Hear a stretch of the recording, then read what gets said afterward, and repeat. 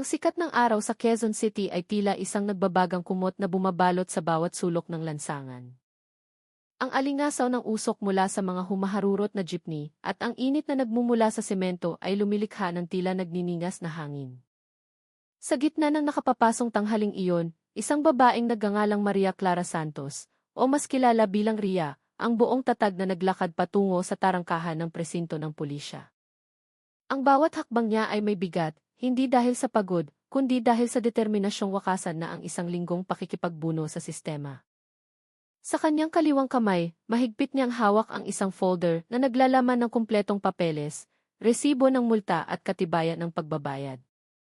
Ang kanyang layunin ay simple lamang, kunin ang kanyang motorsiklo na kinumpiska ng walang malinaw na dahilan. Wala siyang balak na humanap ng gulo. Wala siyang intensyong hamunin ang sinuman. Ang tanging nais niya ay makuha ang nararapat sa kanya sa tamang paraan. Ngunit sa pagpasok pa lamang niya sa bakuran ng istasyon, ang mga tingin ng ilang pulis na nakaupo sa guard post ay agad na dumapo sa kanya. Ang ilan ay tila sinusuri siya mula ulo hanggang paa, na para bang tinatantiya kung sino ang dalagang ito na mag-isang pumarito sa lugar na kinatatakutan ng marami. Nanatiling matatag ang mga hakbang ni Ria, sa kabila ng mga mapanuring tingin na sumasalubong sa kanya. Hindi gaanong matao ang istasyon, ngunit sapat ang dami ng mga pulis na naglalakad-lakad, may dalang mga dokumento at mga baril na nakasukbit sa kanilang baywang. Ang ilan sa kanila ay napangiti pa ng pailalim, na para bang may nakikitang katatawanan na sila lang ang nakaintindi. Nanatiling tahimik si Ria, hindi nagpapadala sa probokasyon. Alam niyang ang lugar na ito ay hindi para sa mga padalos-dalos magsalita.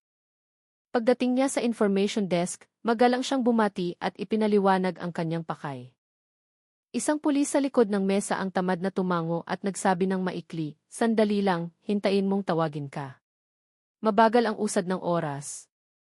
Ang init sa loob ng silid ay tila hindi na dahil sa panahon, kundi dahil sa malamig na pakikitungo ng mga taong naroroon.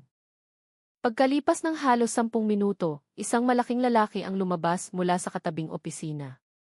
Mabibigat at tila may otoridad ang kanyang mga hakbang, ngunit ang kanyang mukha ay nagpapahiwatig ng arogansya. Siya si Berto Aguilar, isang pulis na kilala sa kanyang matipunong pangangatawan at madalas na namamahala sa mga nakumpiskang gamit. Ang mga tingin niya ay matalim, ngunit hindi talas ng disiplina, kundi talas ng kayabangan. "Ikaw ba yung kukuha ng motor?" tanong niya sa tonong ng mamaliit. Tumango si Ria ng mahinahon at iniabot ang folder ng mga dokumento. Sinulyapan lamang ito ni Berto at bahagyang tumawa. "Ah, yung motor na iyon? Nako, kung gusto mong makuha yan, sa akin ka makikipag-usap. Pero hindi ganoon kadali iyon." Ang kanyang boses ay may diin na para bang sinusubok ang kanyang katatagan. Tinitigan siya ni Ria ng walang ekspresyon. Hindi siya sumagot agad, naghintay lamang ng may pasensya. Sa kanyang puso, handa na siya sa anumang posibleng mangyari, ngunit hindi niya inaasahan ang ganitong klaseng pagsalubong. Dumating siya ng may mabuting hangarin, dala ang mga lehitimong papeles, ngunit hinarap siya ng tingin na tila wala siyang halaga. Ang istasyon ng pulis, na dapat sana ilugar para sa katarungan, ay naging isang silid ng pagsubok sa pasensya. Ilang pulis ang nagmamasid mula sa malayo.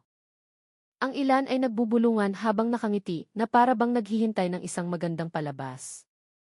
Huminga ng malalim si Ria at nagsalita sa tonong mahinahon ngunit matatag, "Gusto ko lang pong kunin ang motor ko, sir. Kumpleto po ang lahat ng papeles at bayad na rin po ang multa ayon sa patakaran." Simple ang kanyang mga salita, ngunit sapat iyon para mapakunot ang noo ni Berto, na tila nainis sa hindi pangkaraniwang kahinahunan ng isang babaeng mag-isang dumating sa tanghaling iyon. Nang bumuka ang bibig ni Berto, ang atmosfera sa loob ng istasyon ay biglang nagbago. Ang kanyang mahinang tawa ay umalingaw-ngao na parang isang pang-aalipusta na sinadyang lakasan upang marinig ng lahat. Ilang pulis na nakaupo malapit sa desk ay napatawa rin ng bahagya, na tila aliw na aliw sa sandaling iyon, na para bang nanonood ng isang libreng komedya sa gitna ng kanilang trabaho. "Sigurado ka bang kaya mong asikasuhin to ng mag-isa, Ineng?" muling sabi ni Berto habang nakahalukip-kip.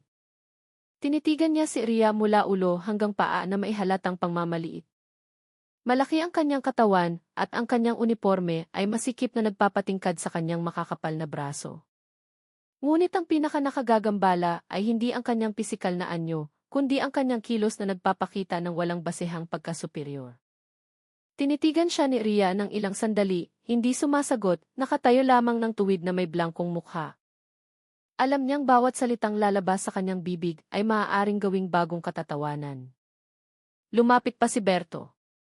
Ang kanyang taas ay lumikha ng anino na tumakip sa liwanag mula sa bintana. Karaniwan, kapag ganitong usapan, nagpapatulong sila sa lalaki, lalo na't babaeng maliit na tulad mo, sabi niya sa tonong nagpapanggap na palakaibigan. Ang ilang pulis sa likod ng mesa ay muling nagtawanan. Isa pa nga ang sumipol ng mahina, na para bang sumusuporta sa pang-aasar. Huminga ng marahan si Ria, pilit na pinapanatili ang kanyang boses na neutral. Dala ko po ang lahat ng kumpletong papeles, sir. Kung may kulang man, pakipaliwanag na lang po, mahinahon niyang sabi. Ngunit ang kahinahunan na iyon ay lalo lang nagpangisi kay Berto. Aba, matapang ka rin palang magsalita, wika niya sabay tapik ng malakas sa mesa. Ang tono niya ay hindi na pala kaibigan, kundi naging isang banayad na hamon na tila sinasadyang subukin ang kanyang pasensya. Lalong tumindi ang tensyon sa silid. Ang mga pulis na kanina inanonood lang ay nagsimulang tumingin ng maseryoso, ngunit wala ni isa man sa kanila ang sumubok na mamagitan.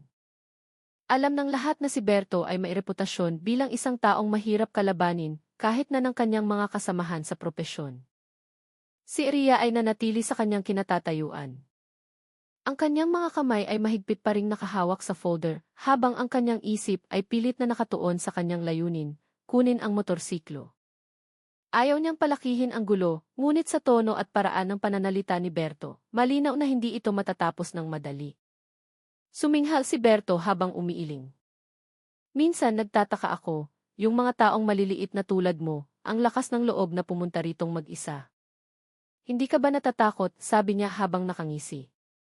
Muli, isang mahinang halakhak ang narinig mula sa isang sulok ng silid, na nagparamdam na ang lugar ay isang bukas na arena ng panghihiya. Ngunit sa pagkakataong ito, hindi lang nanahimik si Ria. Tumingin siya ng diretso kay Berto. Ang kanyang mga mata ay matalim, ngunit hindi niya itinaas ang kanyang boses. Hindi po ako naparito para humanap ng gulo, sir. Gusto ko lang matapos ng maayos ang usapan, sabi niya sa tonong matatag ngunit kontrolado. Ang pangungusap na iyon ay nagpatahimik sa silid ng ilang sandali. Ilang pulis ang tumigil sa pagtawa, marahil ay nabigla dahil isang dalagang ganoon kaliit ay naglakas loob na magsalita ng direkta at may ganoong katatagan. Tinitigan siya ni Berto ng malalim. Ang kanyang mukha ay nanigas at pagkatapos ay ngumiti siya ng mapanukso na para bang ayaw magpatalo. Magaling kang magsalita, pero dito, ang patakaran ay hindi lang nasa papel. Ineng, sabi niya ng marahan ngunit matalim.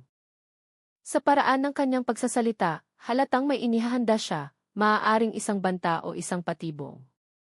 Ngunit isang bagay ang sigurado, na pagtanto niyang ang babaeng nasa harap niya ay hindi tulad ng karaniwang mamamayan na madaling takutin. Tumingin si Ria ng diretsyo, walang bakas ng takot. Inilabas niya ang resibo ng pagbabayad ng multa mula sa folder at iniabot ito kay Berto. Opisyal ang papel, kumpleto sa selyo at pirma ng pulis na nanghuli sa kanya.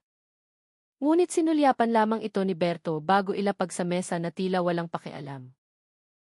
Alam ko ang mga ganitong papel, sabi niya ng kaswal habang sumasandal sa upuan. Pero sa tingin mo ba, tapos na ang lahat dahil lang sa isang pirasong papel? Ang tono niya ay sadyang pinakalma, ngunit bawat salita ay mailamang pang-iinsulto na lalong nagpabigat sa hangin sa silid. Si Ria ay nanatiling nakatayo sa harap ng mesa. Tuwid ang kanyang katawan, at ang kanyang mukha ay hindi nagpapakita ng kahit anong takot. Nais niya lang iparating na dumating siya ng may mabuting intensyon, hindi para makipagtalo o mag-umpisa ng gulo. Ngunit sa paraan ng pagsasalita ni Berto, malinaw na hindi interesadong tapusin ng lalaki ang usapan sa normal na paraan. Ilang pulis sa paligid ang nagkunwaring abala, ngunit paminsan-minsan ay sumusulyap sa kanila, naghihintay ng reaksyon mula sa dalaga. Binuksan ni Berto ang folder, hinalungkat ang ilang dokumento, na para bang naghahanap ng mali. Alainan. Kakaiba, bakit kaya hindi lumalabas agad ang data mo sa sistema? Sabi niya na kunwari nagtataka, sabay tingin kay Ria na may pagdududa. Sigurado ka bang tunay itong ebidensya mo? Baka naman gumamit ka ng fixer. Ang pangungusap na iyon ay binitawan sa isang tila tusong paraan na nagpangiti sa ilan sa mga nakarinig. Huminga ng malalim si Rhea bago sumagot, nagbayad po ako sa tamang tanggapan, sir. May resibo po ako at numero ng violation ticket. Itinuro niya ang isang linya ng code sa papel, ngunit mumisi lang si Berto at bahagyang yumuko.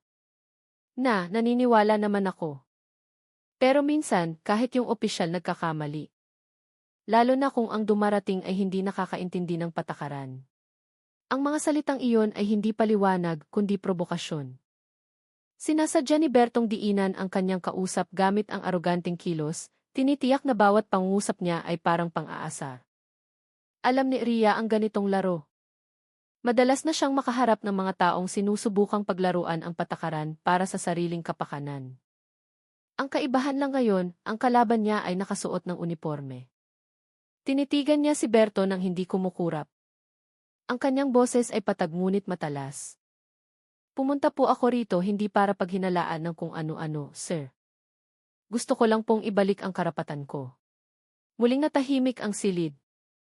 Tumawa ng bahagya si Berto. Ang kanyang tawa ay mabigat at pilit. Relax ka lang, ineng.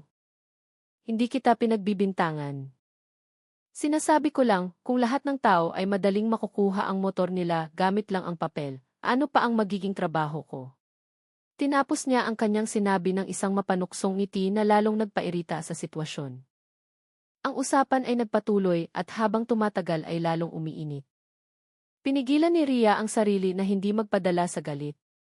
Samantala, si Berto ay lalong naging malaya sa paglalaro ng salita, na para bang gusto niyang makita kung hanggang saan ang kanyang pasensya. Ilang beses niyang tinapik ng malakas ang mesa, sinisisi ang mabagal na sistema, o nagkukunwaring may tinatawagan para lang antalahin ang proseso. Lahat ay parang isang larong isinadya para sumuko ang sinuman. Ngunit hindi na tinag si Rhea. Nanatili siyang nakatayo. Ang kanyang tingin ay matatag at ang kanyang boses ay hindi nagbabago. Maghihintay po ako, sir. Kung kailangan talagang i-check ulit, sige lang po. Pero kinumpis ka ang motor ko ng walang dahilan at may patunay ako na tapos na ang lahat. Natigilan si Berto ng sandali at tinitigan siya ng matalim. Ang kanyang ngiti ay nawala at napalitan ng ekspresyong nagsisimula ng mainis.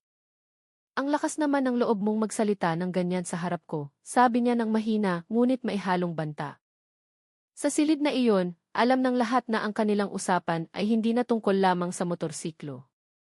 Ito ay naging usapin na ng amor proprio. Tinitigan ni Berto si Rhea na may blangkong mukha, ngunit ang kanyang mga mata ay matalim at mapanuri. Yumuko siya ng bahagya at sinabi sa tonong patag, ngunit malinaw na mapanghamon, kung gusto mong maibalik ang motor mo, bigyan mo ako ng 15,000, mabilisan. Ang pangungusap ay kalmadong binitiwan, ngunit ang laman nito ay parang isang nakatagong banta. Ang kanyang boses ay puno ng kayabangan na nagpatahimik sa buong istasyon. Ilang pulis na kanina ay nag-uusap ay biglang natahimik. Ang ilan ay nagkunwaring abala sa kanilang mga papeles, habang ang iba ay sumulyap lamang na may alanganing tingin. Alam ng lahat ang kahulugan ng pangungusap na iyon, ngunit wala ni isa man ang naglakas loob na sumuway.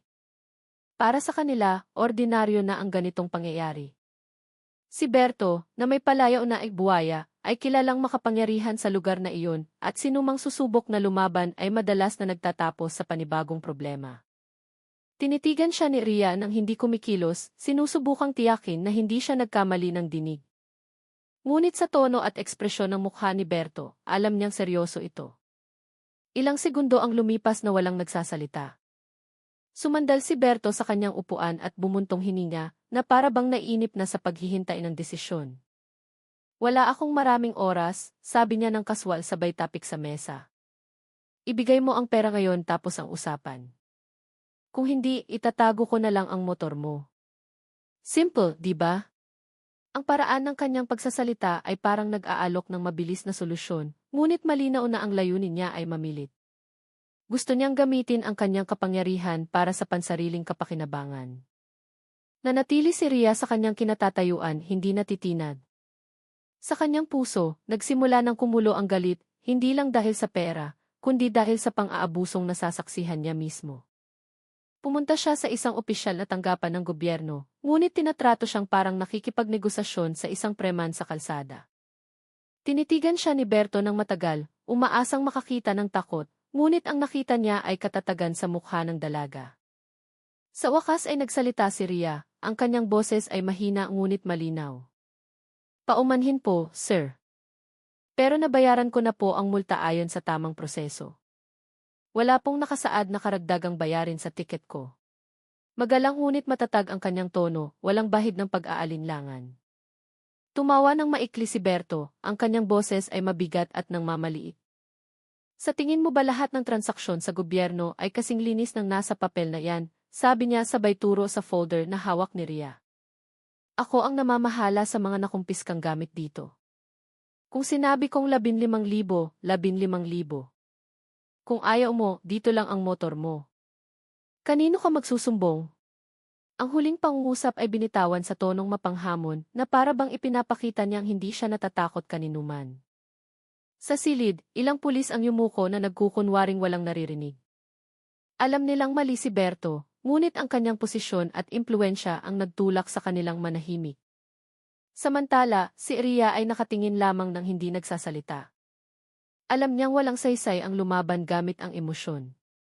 Dahan-dahang tumayo si Berto. Ang kanyang malaking katawan ay humarang sa liwanag mula sa bintana. Bibigyan kita ng 1 oras, malamig niyang sabi. Kung ayaw mong magbayad, ituring mo nang nawawala ang motor mo. Pagkatapos ay naglakad siya patungo sa pinto, iniwan si Ria na nakatayo pa rin sa harap ng desk. Mabigat ang hangin, ngunit hindi umalis si Ria. Tinitigan niya ang mga papeles sa kanyang kamay, pagkatapos ay ibinaling ang tingin sa ilang pulis na nakayuko lamang. Sa kanyang isip, napagtanto niyang ang larong ito ay hindi matatapos sa maayos na usapan lamang.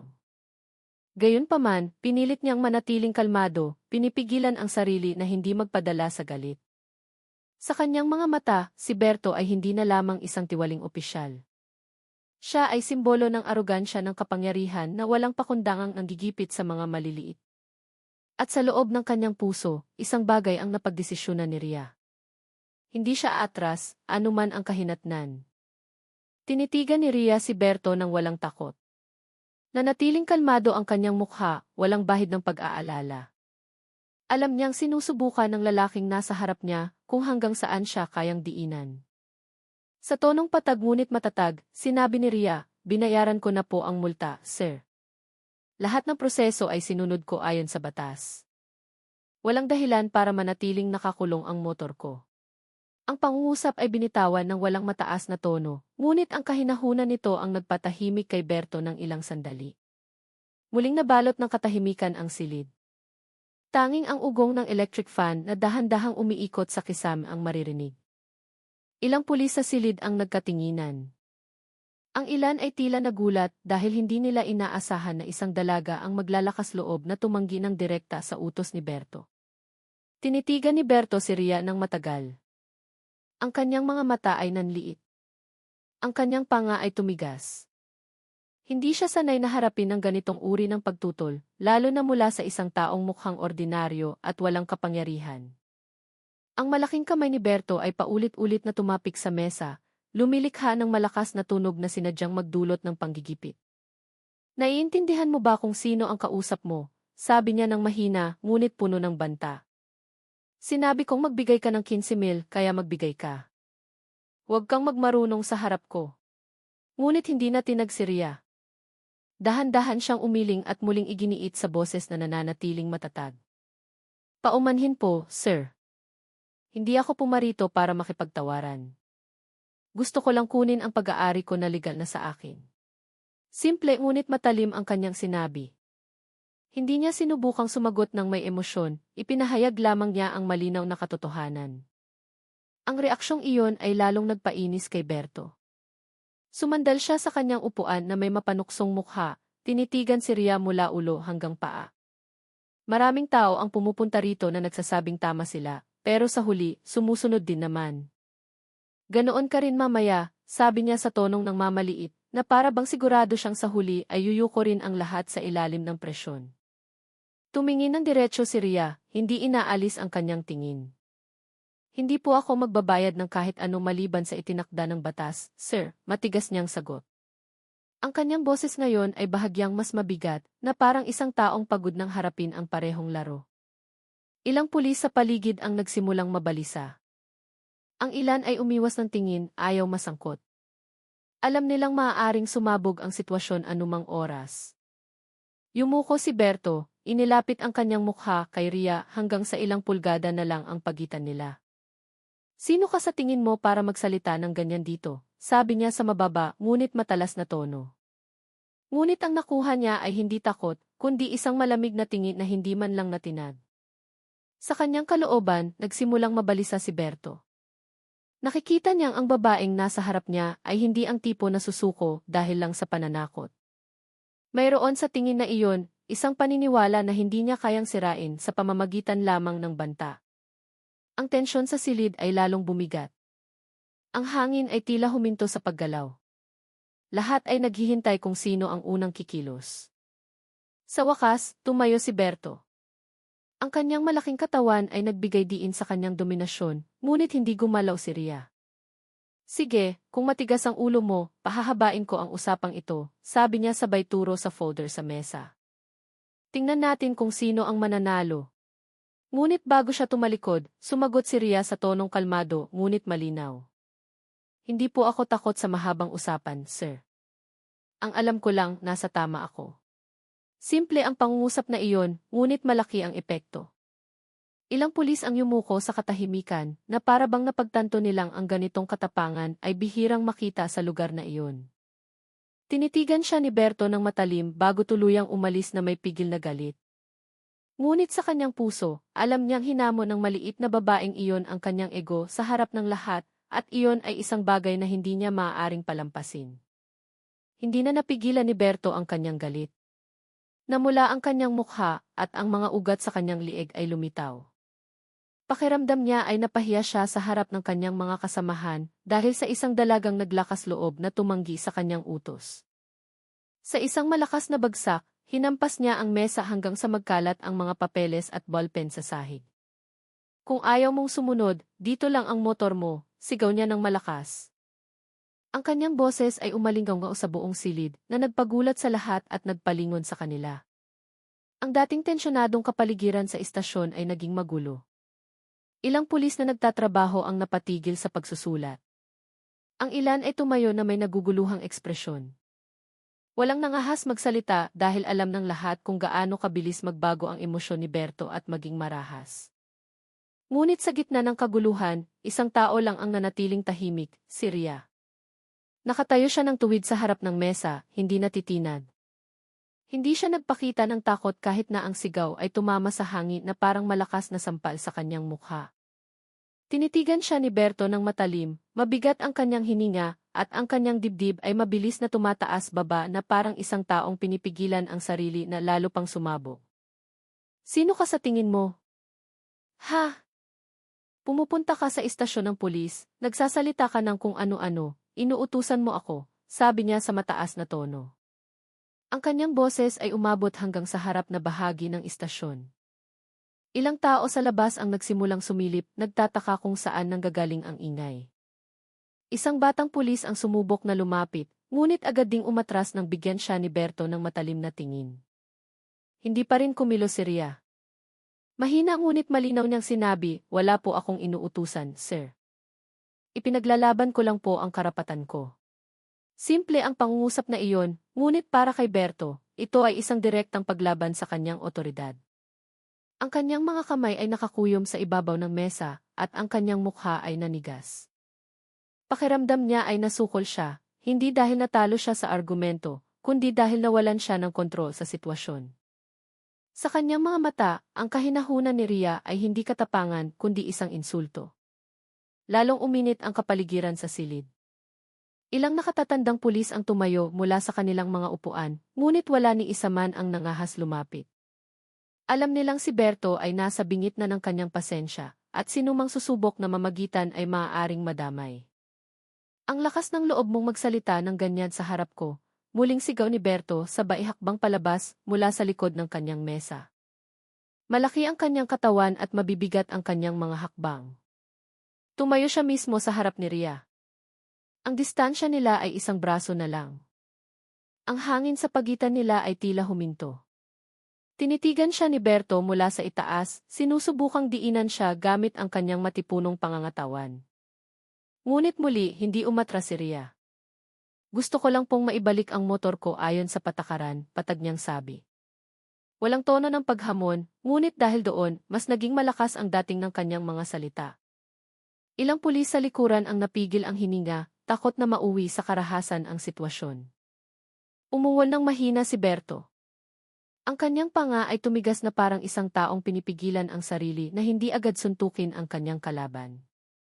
Ang mga sigaw at matatalim na titig ni Berto ay hindi nakatinag kay Ria. Sa katunayan, habang lalong nagagalit ang lalaki, lalo siyang nagiging kalmado. Para kay Berto, iyon ang pinakamalaking insulto. Sanay siyang napapayuko ang mga tao, sanay siyang manalo sa pamamagitan ng malakas na boses at banta. Ngunit ngayon, iba ang kanyang kaharap. Ang maliit na babae ay hindi tumakbo, hindi umiyak, hindi naghanap ng tulong.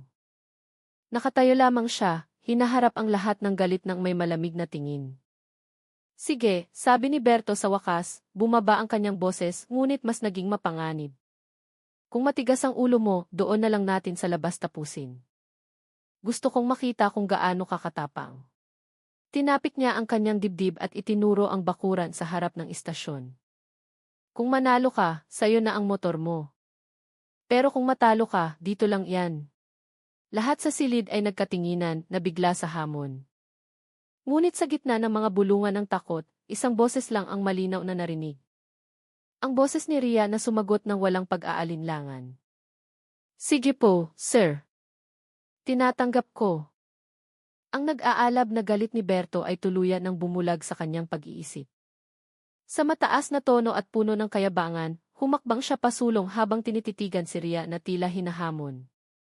Kung manalo ka, kunin mo ang motor mo. Pero kung matalo ka, ang motor na to ay pag-aari na ng gobyerno, malakas niyang sabi, ang kanyang boses ay umalingaw sa buong silid. Ang pangungusap ay parang isang kabaliwan, ngunit lumabas ito mula sa kanyang bibig na may buong kumpiyansa. Ang ibang pulis na nakarinig ay nagkatinginan lamang. Ang ilan ay nagpigil ng tawa, habang ang iba ay nagulat dahil hindi sila makapaniwalang ang ganitong hamon ay maaaring manggari sa isang opisyal na lugar tulad ng istasyon ng pulisya. Tumayo si Berto na may pagmamalaki na parabang ipinakita niya ang kanyang katapangan.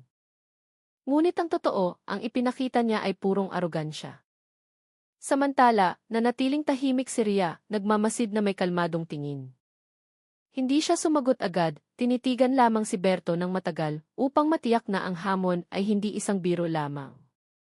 Ngunit sa paraan ng pagtingin ng lalaki, malinaw na seryoso ito.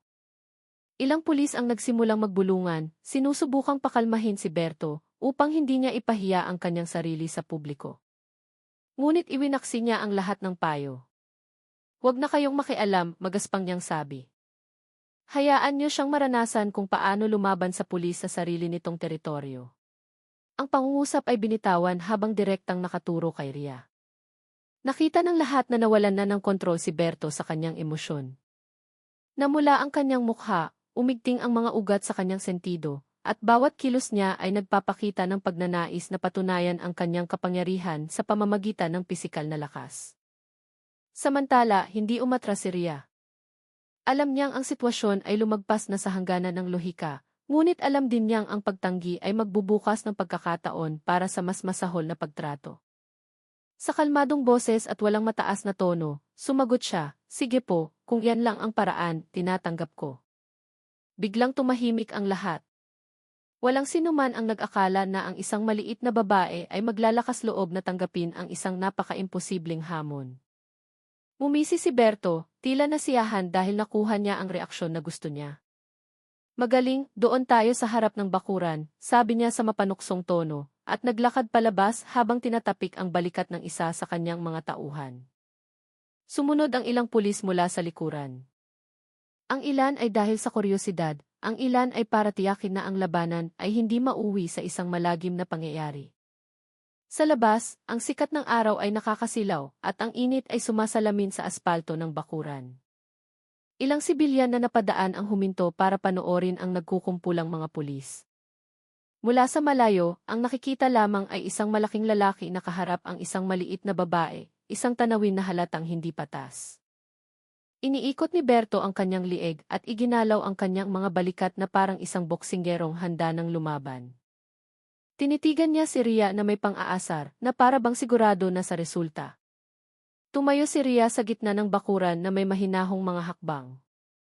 Walang kaba sa kanyang mukha. Itinali niya lamang ang kanyang buhok at tinitigan si Berto ng diretsyo. Ayokong humaba pa ang problemang ito, patag niyang sabi. Pero kung ito lang ang paraan para maibalik ang motor ko, sige po. Ang mga pulis ay nagsimulang bumuo ng isang bilog. Ang ilan ay palihim na itinaas ang kanilang mga cellphone para mag-record. Tumawa ng malakas si Berto. Ang kanyang tawa ay umalingaw sa pagitan ng mga pader ng gusali. Sa tingin mo kaya mo akong labanan? Tingnan mo ang katawan ko, ineng. Isang suntok ko lang, bagsak ka na, sabi niya habang tinatapik ang sariling dibdib. Ngunit sa sandaling inakala ng lahat na matitinag si Ria, sumagot lamang siya ng maikli, kung ganoon po, patunayan niyo, sir. Ang pangungusap na iyon ay biglang nagpatahimik sa lahat. Tinitigan siya ni Berto na may bahagyang pagkagulat at pagkatapos ay ngumiti na puno ng galit. Sa harap ng lahat ng saksi, opisyal nang nagsimula ang hamon. Hindi na lamang ito tungkol sa isang motorsiklo, kundi sa dangal ng isang maliit na mamamayan laban sa isang aparatong umaabuso sa kapangyarihan. Tinitigan ni Ria si Berto ng matalim. Ang kanyang mga mata ay hindi nagpakita ng anumang pag-aalinlangan. Sa gitna ng kumpol ng mga pulis na nakatingin ng mapanukso, bahagya siyang umiti at nagsalita ng mahina ngunit malinaw. Sige, tinatanggap ko ang hamon. Biglang nagbago ang buong kapaligiran. Ilang pulis na kanina ito matawa ay nagkatinginan na may hindi makapaniwalang ekspresyon. Isang dalaga ang may maliit na pangangatawan ang humahamon ng suntukan sa isang matipunong pulis sa harap ng maraming saksi. Ito ay hindi kapanipaniwala. Ngunit sa paraan ng pagkakasabi ni Ria, alam ng lahat na hindi siya nagbibiro. Natigilan si Berto ng ilang sandali. Marahil ay hindi niya inaasahan na ganoon katapang ang kanyang kalaban, ngunit ang kanyang pagkagulat ay agad na napalitan ng isang mapanuyang tawa. Aba, matapang ka rin pala, ineng. Sige, bibigyan kita ng pagkakataon. Pero huwag kang iiyak mamaya, ha? Sabi niya habang tinatapik-tapik ang sariling braso na para bang ipinagmamalaki ang malalaking kalamnan na nagpapabatak sa manggas ng kanyang uniforme. Ilang pulis ang sumubok na pakalmahin ang sitwasyon, ngunit marahas silang itinaboy ni Berto. Manahimik kayo. Hayaan niyong turuan ko ng leksyon ang batang to para malaman niya ang lugar niya, sabi niya sa mataas na tono. Lalong dumami ang mga manonood. May nanonood dahil sa kuryosidad, may nagre-record ng palihim gamit ang cellphone. Sa gitna nila, ang ilan ay mukhang hindi komportable, marahil dahil alam nilang ang ginagawa ni Berto ay malayo na sa tama. Ngunit wala siyang pakialam. Nabasag na ang kanyang amor proprio sa harap ng lahat, at ang tanging paraan para maibalik ito ay sa pamamagitan ng pagpapakita ng kanyang lakas. Samantala, si Ria ay nanatiling nakatayo, hindi gaanong nagsasalita. Hindi niya itinaas ang kanyang boses, hindi ipinagtanggol ang sarili. Tinitigan lamang niya ang kanyang kalaban sa katahimikan. At ang kahinahunan na iyon ay lalong nagpasiklab sa galit ni Berto. Huwag ka ng maraming arte. Halika na sa harap ng bakuran ngayon, sigaw niya. Humakbang si Ria ng walang pagmamadali, naglakad sa gitna ng mga taong tumabi para bigyan siya ng daan. Ang mga tingin ng mga tao sa paligid niya ay magkahalo. Ang ilan ay humanga, ang ilan ay nag-aalinlangan. Sa labas, ang sikat ng araw ay nakasisilaw sa bakuran ng istasyon. Ang mainit na hangin ay may kasamang tensyon na namamagitan sa kanila. Nakatayo si Berto sa gitna ng bakuran na may mga nakakuyom na kamao, naghihintay na parang isang mabangis na hayop na handang sumila. Sigurado ka bang itutuloy mo to? Sabi niya sa tonong ng aasar. Kung matalo ka, huwag kang iiyak dito. Sumagot lamang si Ria ng maikli, hindi po ako iiyak, sir. Walang labis na emosyon sa kanyang boses, tanging katatagan na nagpalunok sa ilang pulis sa paligid. Sa kanilang kalooban, may halong takot at paghanga. Dahil ang maliit na babaeng iyon ay hinamon ang isang taong kahit sila ay ayaw harapin. Sa sandaling iyon, ang desisyon ni Ria ay hindi na tungkol sa motorsiklo. Ito ay naging usapin na ng dignidad. Maaaring ituring ito ni Berto na isang biro, ngunit para kay Ria, ito ay isang paglaban sa malinaw na inhustisya. Alam niyang malaki ang panganib, maaaring magtapos ito sa masama, ngunit hindi siya aatras. Sa kanyang isip, wala nang puwang para sa takot. Dumating siya roon para ipaglaban ang kanyang karapatan. At kung ang tanging paraan ay ang direktang pagharap, gagawin niya ito ng walang pag-aalinlangan. Sa harap ng lahat ng mga matang nakatitig sa kanya, huminga ng malalim si Ria at dahan-dahang ikinuyom ang kanyang mga kamao. Walang matatamis na salita, walang malalaking pangako, tanging isang malinaw na layunin, harapin ang arogansya ng may katapangan. At sa sandaling iyon, napagtanto ng lahat sa bakuran ng istasyon na ang kanilang masasaksihan ay hindi lamang isang pisikal na labanan, kundi isang banggaan sa pagitan ng katotohanan at kayabangan. Ilang minuto matapos tanggapin ang hamon, ang bakuran ng istasyon ng pulisya ay naging isang arena. Ang mga pulis na kanina ay nagtatrabaho sa loob ay isa-isang lumabas, ang ilan ay dahil sa kuryosidad, ang ilan ay para kumpirmahin kung totoo ang balita, isang dalaga ang lalaban kay Berto. Ang mainit na tanghali ay lalong naging masikip dahil sa mga taong pumalibot sa gitna ng bakuran. Ilang pulis ang mahinang tumawa, itinuturing itong isang kalokohan. Loko, lalabanan daw ni Ria si Berto, bulong ng isa sa kanila. Baka sa unang suntok pa lang, sumuko na iyan, sagot ng isa pa. Sa isang sulok, may nagbukas ng kamera ng cellphone, palihim na nagre-record mula sa isang ligtas na distansya. Alam nilang ang ganitong eksena ay hindi dapat mangyari sa isang opisyal na lugar, ngunit mas malaki ang kanilang kuryosidad kaysa takot. Nakatayo si Berto sa gitna ng bilog. Hinubad na niya ang itaas na bahagi ng kanyang uniforme, kaya't isang masikip na kulay abong t-shirt na lang ang natira na nagpapatingkad sa kanyang mga kalamnan sa braso at dibdib. Iniikot niya ang kanyang liig, tinapik ang kanyang balikat, at sumuntok sa hangin ng ilang beses para ipagyabang ang kanyang lakas. Samantala, si Ria ay nakatayo lamang ilang metro sa harap niya. Walang kakaiba sa kanyang anyo maliban sa kahinahunan na dala niya sa gitna ng mga sigawan at pang-aasar. Hindi siya nag-warm up, hindi nag-pose na handa ng lumaban tulad ng kanyang kalaban. Nakatayo lamang siya ng tuwid, humihinga ng marahan at tinititigan si Berto ng walang ekspresyon. Sa labas, ang kilos na iyon ay mukhang takot. Ngunit para sa mga mas mapanuri, malinaw na hindi ito kilos ng isang taong takot, kundi ng isang taong nagpipigil at naghihintay ng tamang pagkakataon. Ilang batang pulis na nanonood ang nagsimulang mag-alinlangan kung dapat ba silang tumawa o mag-alala. Mayroon sa mga mata ni Ria na nagparamdam sa kanilang hindi magiging tulad ng inaasahan ni Berto ang kalalabasan ng laban. Pumalakpak ng malakas si Berto, ang tunog ay umalinggaw sa buong bakuran. O, Ineng, hinihintay kita. Kung gusto mong umatras, pwede pa, sabi niya habang tumatawang ng aasar. Hindi sumagot si Ria. Yumuko lamang siya saglit at itinali ang kanyang buhok sa isang mahinahong kilos. Mula sa kanyang mga mata, walang bakas ng takot, tanging pokus. Huminga siya ng malalim muli at itinaas ang kanyang mukha. Sinabi ko na pong hindi ako aatras, patag niyang sabi.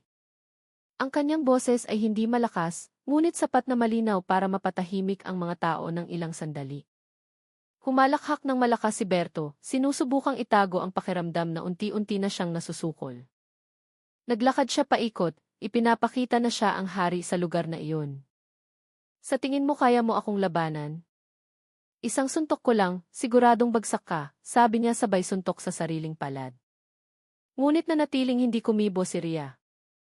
Hindi siya nagpadala sa anumang probokasyon. Nagsimulang mapansin ng lahat ng nanonood ang isang bagay. Ang dalaga ay hindi kumikilos na parang isang ordinaryong taong takot, kundi parang isang taong sanay na harapin ang panggigipit. Nang lalong sumikip ang bilog ng mga manonood, sa wakas ay naghanda na si Berto.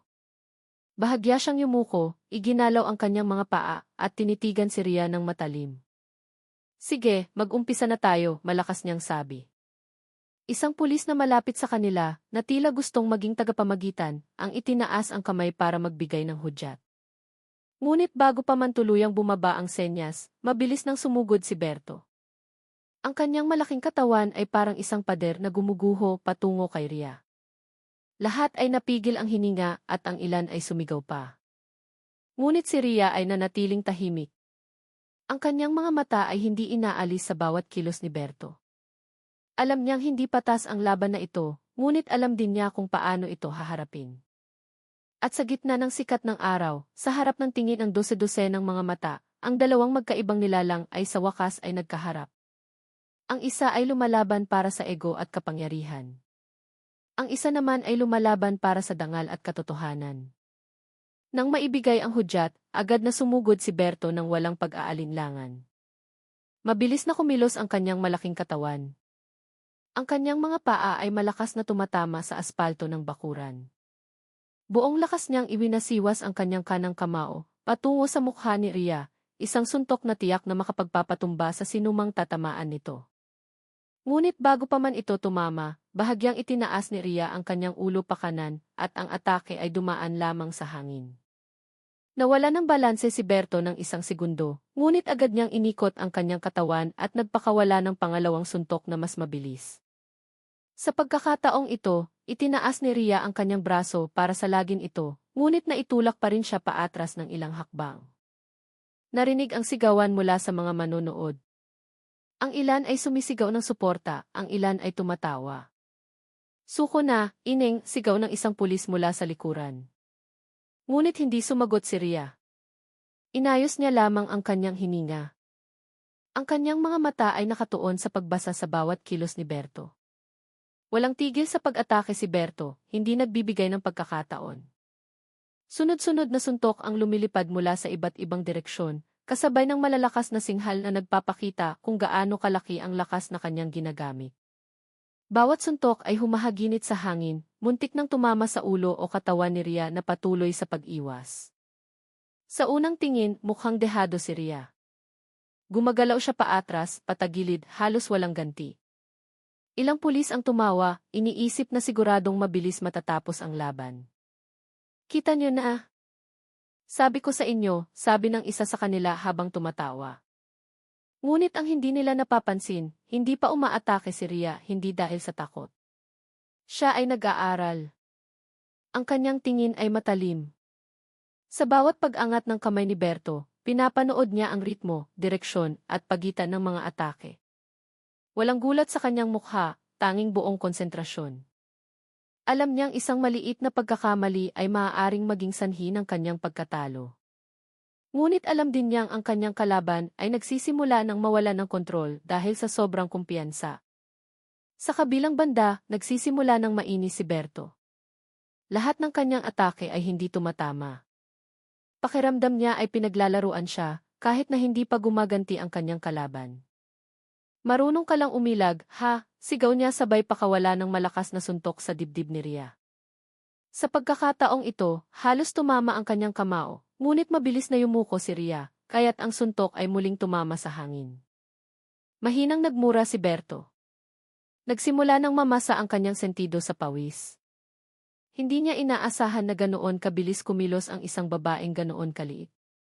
Ang mga manonood sa paligid ay nagsimulang magmasid ng maseryoso. Nakikita nilang kahit hindi pa gumaganti si Ria, ang kanyang mga hakbang ay sinusukat, ang kanyang mga kilos ay malinis, at ang kanyang mga mata ay laging nakatuon. Walang bakas ng takot. Sige na, gumanti ka, sigaw ng isang tao mula sa likuran. Ngunit nanatiling tahimik si Ria. Alam niyang hindi pa ito ang tamang oras. Naghihintay pa rin siya ng butas, at ang butas na iyon ay malapit nang dumating. Dahil habang lalong nagmamadali si Berto, lalo siyang nawawala ng ritmo. Ang sumunod niyang atake ay mas magaspang. Nagpakawala si Berto ng sunod-sunod na suntok at sinubukang sumipa.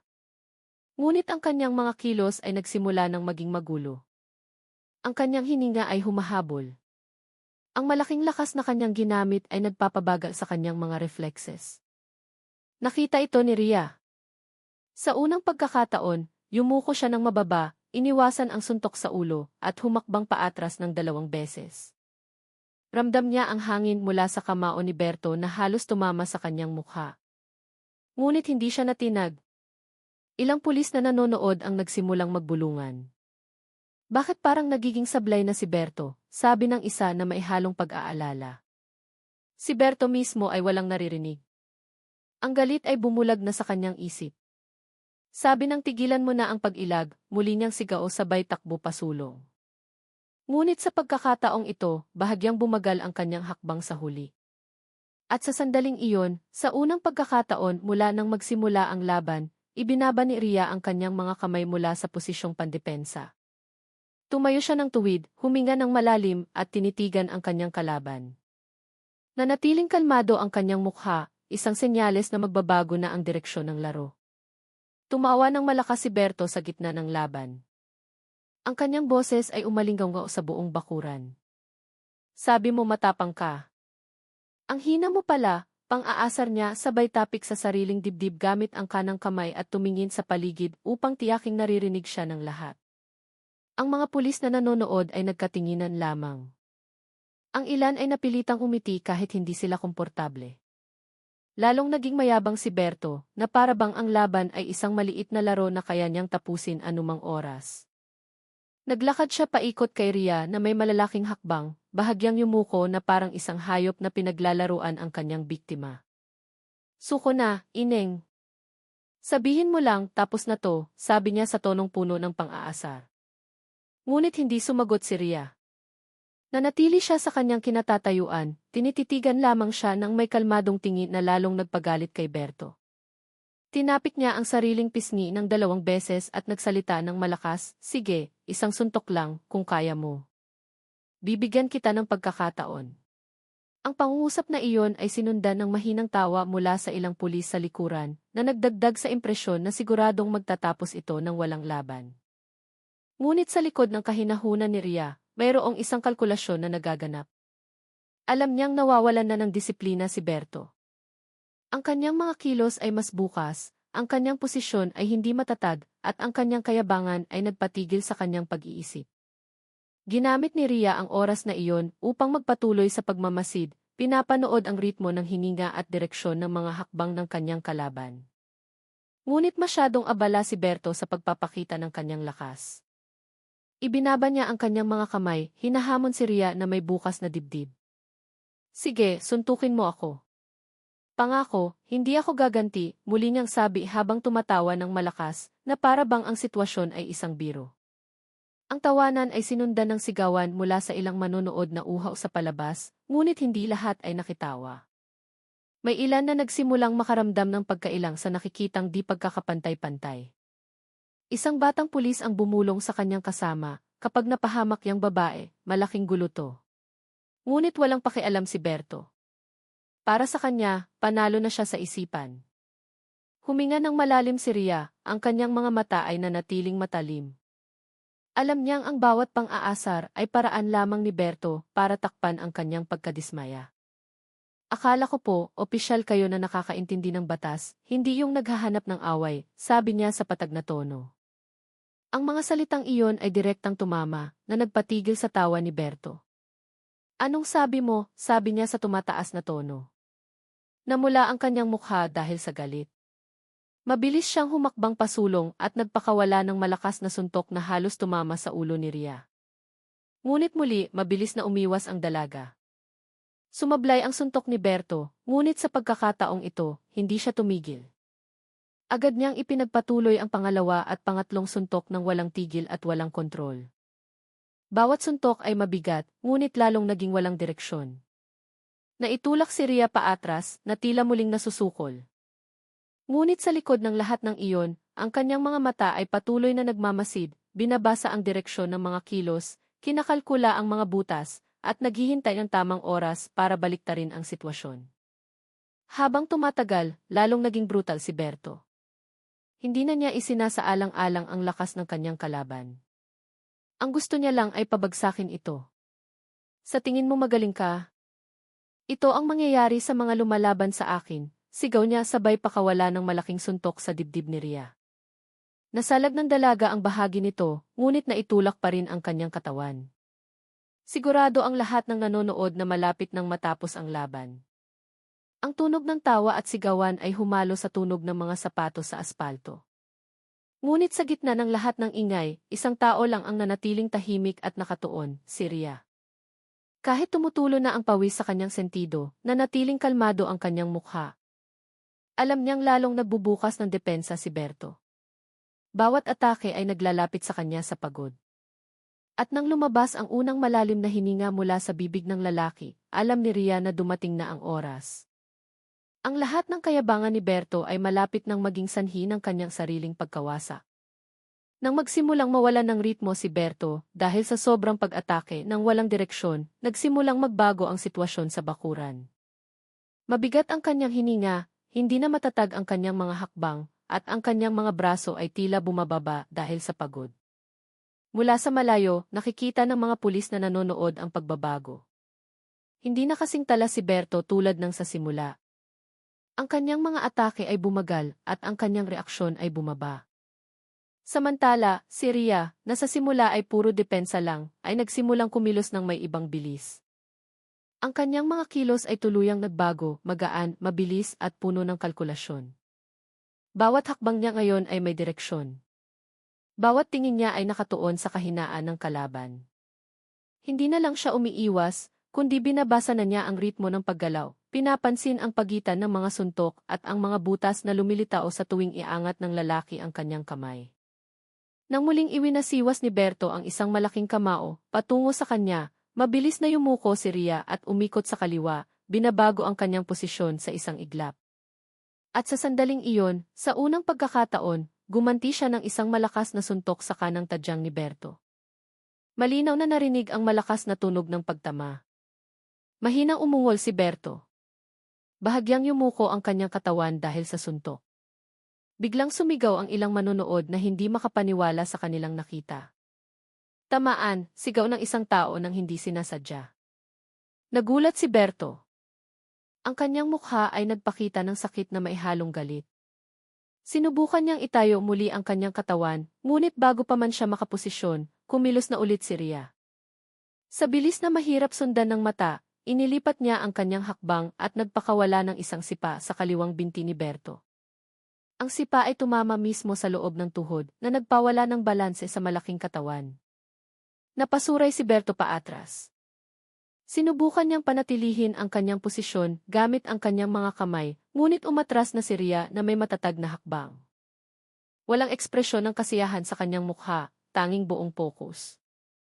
Alam niyang hindi sapat ang isang atake para pabagsakin ang isang lalaking ganoon kalaki. Ngunit ang unang atake ay laging nagsisilbing pambukas, at ang pambukas na iyon ay naging matagumpay. Ang mga manonood na kanina ay tumatawa ay nagsimulang manahimik. Napagtanto nilang hindi pala ganoon kadehado ang laban tulad ng kanilang inaasahan. Si Berto, nakilala sa kanyang lakas, ay mukhang nahihirapan na. Ang kanyang hininga ay lalong bumibigat. Ang kanyang mga mata ay tinititigan si Rhea na maihalong pagkalito at galit. Nandadaya ka, sigaw niya sa paos na boses, ngunit walang pumansin sa kanya. Alam ng lahat na walang pandaraya sa nangyari. Mayroon lamang pagkakaiba sa pagitan ng isang taong umaasa sa kalamnan at isang taong umaasa sa isip. Nanatiling tahimik si Rhea, maingat na pinapanatili ang distansya. Sa tuwing susubukan ni Berto na sumugod, umaatras siya ng kalahating hakbang at naghihintay. Nang masyadong mabilis humakbang ang lalaki, umaatake si Rhea ng isang mabilis na suntok sa dibdib o isang maikling sipa sa hita. Hindi lahat ay malakas, ngunit sapat para lalong mawala ng kontrol si Berto. Lahat ng kilos na iyon ay sinusukat, na para bang alam na niya ang bawat kilos ng kanyang kalaban bago pa man ito gawin. Ngayon, tuluyan nang nagalit si Berto. Umungol siya ng malakas at sumugod ng brutal, hindi na iniisip ang teknik o posisyon. Ngunit lahat ng iyon ay walang saysay. Si Rhea na ngayon ang may kontrol sa ritmo. Hindi na siya nagdedepensa, kundi siya na ang namumuno sa direksyon ng laban. Sa tuwing umaatake si Berto, palagi siyang nakakahanap ng butas para gumanti. Isang suntok sa tadyang, isang sipa sa binti, at pagkatapos ay isang malakas na suntok sa kaliwang balikat. Umatras si Berto ng 2 hakbang, humihingal. Ang kanyang mukha ay namumula. Ang mga manonood ay nagsimulang sumigaw ng mas malakas. Ang ilan ay binabanggit pa ang pangalan ni Rhea na may pagkamangha. Ngunit para sa dalaga, hindi pa tapos ang lahat. Alam niyang kaya pa ring bumangon ni Berto at kailangan niyang tapusin ito ng malinis. Sa katahimikan, tinitigan niya ang kanyang kalaban ng matalim. Ang tagumpay ay hindi lamang tungkol sa kung sino ang malakas, kundi kung sino ang kayang manatiling kalmado kapag nagbago ang sitwasyon. At ngayon, sa gitna ng init ng araw at sa harap ng dose-dosenang mga mata, tuluyan ng kinuha ni Ria ang kontrol sa laban na sa simula ay hindi patas. Hindi na naghintay si Ria. Nang makita niyang nawalan ng balanse si Berto, agad siyang kumilos. Ang kanyang mga hakbang ay matatag, mabilis at puno ng kontrol. Sa isang iglap, nasa sapat na siyang distansya para umatake. Ang unang suntok ay itinutok sa ulo ni Berto, tumama mismo sa gilid ng kanyang panga. Ang tunog ng pagtama ay malakas na nagpaatras sa ilang manonood. Napasuray si Berto, ngunit bago pa man siya makabawi, ang pangalawang suntok ay tumama sa itaas na bahagi ng kanyang tiyan na nagpahirap sa kanyang paghinga. Sinubukan ng malaking katawan na manatiling nakatayo, ngunit hindi nagbigay ng puwang si Ria. Humakbang siya sa kaliwa, nagpakawala ng pangatlong suntok sa dibdib, at mabilis na umatras bago pa man makaganti si Berto. Ang kanyang mga kilos ay tumpak at epektibo. Walang labis na galaw, tanging mga atake na nasa tamang target. Sa loob lamang ng ilang segundo, tuluyang nagbago ang direksyon ng laban. Si Berto, na kanina ay dominante, ay kaya na lamang salagin ang sunod-sunod na atake na dumarating ng walang tigil. Ang mga sigawan mula sa mga manunood ay humina at napalitan ng isang tensyonadong katahimikan. Walang sinuman ang nag-akala na ang isang babaeng mukhang ordinaryo ay kayang umatake ng ganoon kabilis at katumpak. Sinubukan ni Berto na lumaban, ngunit bawat kilos niya ay madali nang basahin.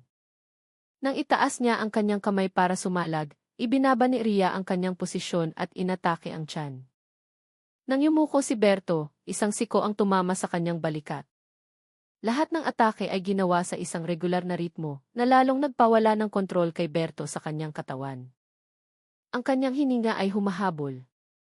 Ang kanyang mga mata ay nagsimulang mawala ng pokus. Ilang pulis sa gilid ng bilog ang nagsimulang sumigaw, "Tama na yan." Ngunit walang nangahas lumapit. Patuloy pa ring sinubukan ni Berto na manatiling nakatayo. Ngunit hindi tumigil si Ria. Mabilis siyang humakbang pakanan, umikot ng kalahati, at nagpakawala ng isang malakas na sipa sa kaliwang binti ni Berto. Ang sipa ay tumama mismo sa parehong kahinaan tulad ng dati. Gumuho ang malaking katawan. Sinubukan ni Berto na panatilihin ang kanyang balanse sa pamamagitan ng paggalaw ng kanyang mga kamay. Ngunit mas mabilis na dumating ang sumunod na atake. Sa bilis na mahirap sundan ng mata, inikot ni Ria ang kanyang katawan at nagpakawala ng isang paikot na sipa na malakas na tumama sa gilid ng mukha ni Berto. Malinaw na narinig ang tunog ng pagtama sa gitna ng mga tao. Lahat ng nanonood ay biglang natahimik. Tila huminto ang oras ng ilang sandali. Tuluyang nawala ng balanse si Berto. Bahagyang umikot ang kanyang katawan bago tuluyang bumagsak sa lupa na may malakas na kalabog. Walang sigawan, walang tawanan, tanging isang katahimikan na puno ng pagkabigla. Ang mga pulis na kanina inanonood na may mapanuksong mukha ay natigilan sa kanilang kinatatayuan. Ang ilan ay hindi makapaniwala sa nakita. Isang malaking at maimpluwensyang lalaki ang pinabagsak ng isang babaeng minamaliit nila mula pa sa simula. Nakatayo si Ria sa gitna ng bilog, regular ang kanyang hininga. Ang kanyang mukha ay hindi nagpakita ng ekspresyon ng tagumpay, tanging katatagan at buong kontrol. Hindi niya ipinagpatuloy ang pag-atake, hindi sinipa ang kalaban na nakahandusay na. Dahan-dahang bumaba ang kanyang mga kamay, ang kanyang mga mata ay nanatiling nakatingin kay Berto na ngayon ay sinusubukang bumangon gamit ang natitirang lakas ngunit nabigo. Tumutulo ang pawis mula sa kanyang sentido, ngunit walang bakas ng galit sa kanyang mukha.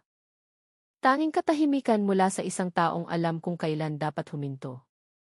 Lahat na nakasaksi ay tila napagtanto kung ano talaga ang nangyari. Ang sitwasyon na sa simula ay isang palabas ay naging isang aral. Si Berto na mayabang at arugante ay nakahandusay na ngayon sa lupa.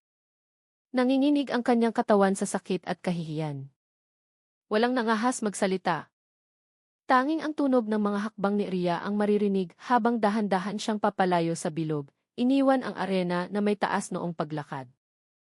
Sa isang iglap, ang buong bakuran ng istasyon ay nagbago mula sa isang entablado ng panghihiya tungo sa isang lugar kung saan nagsalita ang katotohanan sa pamamagitan ng tunay na gawa. Nakahandusay ang katawan ni Berto sa aspalto, nakayuko ang kanyang mukha habang nakahawak sa kanyang dibdib. Mabigat at hirap ang kanyang paghinga. Nakapikit ang kanyang mga mata, pinipigilan ang sakit na hindi lang mula sa mga suntok, kundi mula rin sa matinding kahihiyan. Ilang pulis na kanina ay masigasig na nanonood ay mukhang tuliro at hindi alam ang gagawin. Walang nangahas na lumapit o tumulong. Nakatayo lamang sila. Ang ilan ay yumuko, habang ang iba ay tinititigan si Ria na maihalong paghanga at hindi makapaniwalang tingin. Si Berto, nakilala bilang isang arogante at hindi nagagalaw na tao, ay sa wakas ay bumagsak sa harap ng lahat. Binalot ng katahimikan ang bakuran ng istasyon na dati puno ng sigawan at tawanan. Alam ng lahat na ang kanilang nasaksihan ay hindi lamang isang pisikal na labanan, kundi isang malakas na sampal sa kayabangan na matagal na nilang hinayaang lumago sa kanilang kapaligiran. Nakatayo si Ria ng tuwid sa gitna ng bilog na unti-unting nabubuwag. Regular pa rin ang kanyang hininga. Ang kanyang mga mata ay nanatiling nakatuon. Walang ekspresyon ng kasiyahan, walang ngiti ng tagumpay, walang bahid ng kayabangan. Tinitigan niya lamang si Berto ng ilang segundo upang tiyaking may malay pa ito at pagkatapos ay tumalikod ng walang salita. Ang kanyang mga hakbang ay mabagal ngunit matatag. Bawat hakbang ay malinaw na naririnig sa gitna ng tensyonadong katahimikan. Lahat ng mata ay sumusunod sa kanya, ngunit wala ni isa man ang nangahas magsalita. Naglakad siya patungo sa parking area sa kanang bahagi ng bakuran, kung saan nakakadena pa rin ang kanyang motorsiklo. Isang batang pulis na nagbabantay doon ay kusang tumabi ng hindi inuutusan. Huminto si Ria sa harap ng kanyang motor, yumuko at binuksan ang kadena gamit ang dala niyang duplicate na susi. Ang kanyang mga kilos ay kalmado at maayos, na parang isang taong tinatapos lamang ang isang personal na gawain. Hindi isang taong kababagsak lang sa isang nakaunipormeng opisyal sa harap ng 12-12 ng saksi. Sa wakas, isang mataas na opisyal ang lumabas mula sa loob ng istasyon. Ang kanyang mukha ay maputla at tensyonado matapos marinig ang ingay. Tumingin siya sa paligid, nakita si Berto na nakahandusay pa rin sa lupa at si Ria na nakatayo na sa tabi ng kanyang motor. Sa isang iglap, naintindihan niya ang nangyari. Sino ang nagpahintulot nito? Malakas niyang tanong, ngunit walang sumagot. Lahat ng opisyal ay yumuko. Tinitigan ng opisyal si Berto na maihalatang pagkadismaya, at pagkatapos ay tinitigan si Ria na pinaandar na ang kanyang motor nang hindi tumitingin kaninuman.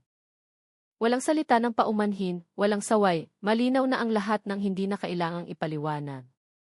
Sinubukan ni Berto na bumangon, ngunit mahina ang kanyang katawan. Nakaupo lamang siya habang nakayuko. Ang kanyang mukha ay puno ng galit at kahihiyan. Ang kanyang mga kasamahan na dati ilaging pumupuri sa kanyang lakas ay nakatingin na lamang sa katahimikan. Dahil alam nilang hindi lang ang kanyang katawan ang bumagsak, kundi pati na rin ang kanyang reputasyon at dangal bilang isang tagapagpatupad ng batas. Pinaandar ni Ria ang kanyang motor at dahan-dahang umalis sa bakuran ng istasyon. Walang sigawan, walang palakpakan, tanging ang tunog ng makina ng motor ang maririnig sa gitna ng katahimikan. Hindi siya lumingon, hindi nagkomento, hindi nag-iwan ng anumang mensahe. Ang kanyang mga kilos ay sapat ng paliwanag. Dumating siya para ipaglaban ang kanyang karapatan, hindi para magpakitang gilas.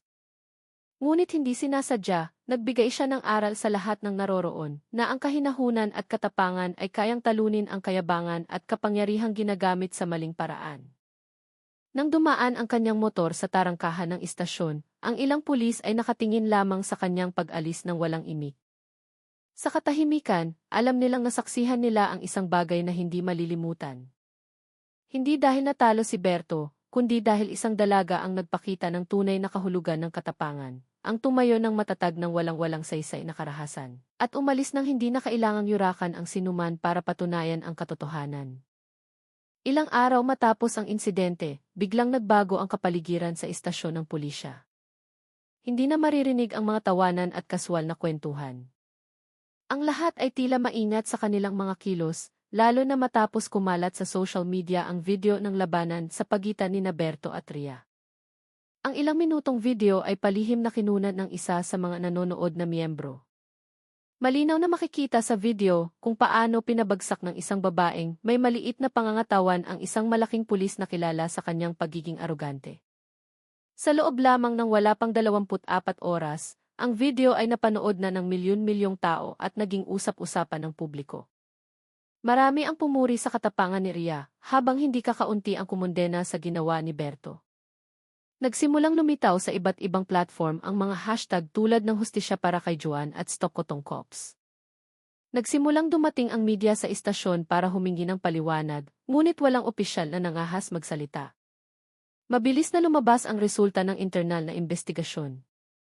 Ayon sa mga ulat, napatunayang si Berto ay hindi lamang nagkasala dahil sa pakikipag-away, kundi dahil din sa matagal ng pag-abuso sa kanyang posisyon para mangikil sa mga mamamayan. Ilang ebidensya at testimonya ang lumabas na nagpatibay sa hinalang madalas siyang humingi ng karagdagang bayad sa bawat proseso ng paghuli at pagkumpiska ng mga gamit. Ang kanyang direktang superior ay walang pagpipilian kundi magpataw ng mabigat na parusa. Sa isang saradong pagpupulong, opisyal na sinibak sa serbisyo si Berto with dishonor.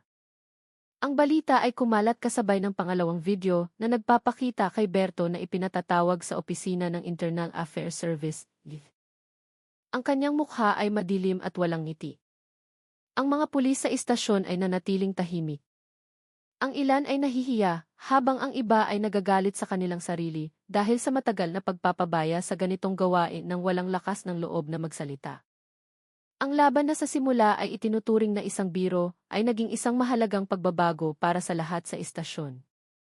Samantala, nagsimulang ilantad ng media ang pagkatao ni Rhea. Marami ang nagtaka kung sino talaga ang babaeng naglakas loob na labanan ang isang pulis sa sarili nitong teritoryo. Mula sa mga pagsisiyasat, natuklasan na si Rhea ay isang dating pambansang atleta sa boxing na minsang kumatawan sa bansa sa ilang malalaking kompetisyon. Huminto siya sa paglaban ilang taon na ang nakalipas dahil sa isang minor na pinsala at piniling mamuhay ng simple sa kanyang bayan. Sa mga nagdaang taon, nagtrabaho siya ng ordinaryo, malayo sa atensyon, at hindi kailanman ginamit ang kanyang nakaraan para maghanap ng pagkilala. Ang katotohanan ito ay lalong nagpahanga sa publiko.